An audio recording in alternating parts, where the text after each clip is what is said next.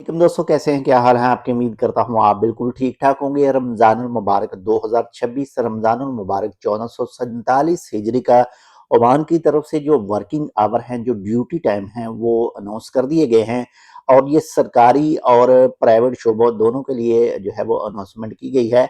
और जो सरकारी शोबे हैं उसमें एक टाइम जो है वो सुबह 9 बजे से लेकर और दिन 2 बजे तक है। जो भी सिविल सर्विसेज हैं उनका सुबह 9 बजे से 2 बजे तक होगा। और इसके साथ ही एक और लचकदार टाइम टेबल भी बताया गया है, जिसमें सुबह 7 बजे से लेकर दिन 3 बजे तक होगा। जो भी उसके सरबराहान होंगे किसी भी महकमे के, तो वो अपने हिसाब से जो है वो लचकदार टाइम टेबल जो है वो दे सकते हैं। लेकिन जो भी टाइम दिया गया है मिनिस्ट्री ऑफ लेबर की तरफ से, लाजमी तौर पर वही जो ड्यूटी है वही लेनी है।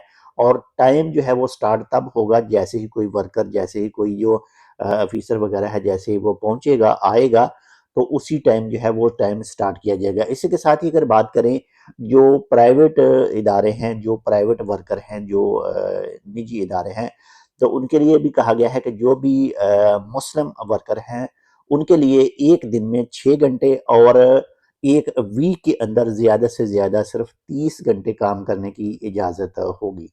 तो आप तमाम दोस्तों को हमारी तरफ से एडवांस में रमज़ानुल मुबारक 2026 1447 मुबारक हो। बाकी इसी के हवाले से जैसे कोई मज़ीद अपडेट आएगी इंशाल्लाह वो भी आपके साथ शेयर करेंगे। चैनल सब्सक्राइब नहीं किया टेक विद उर्दू को, तो आप टेक विद उर्दू को सब्सक्राइब कर सकते हैं।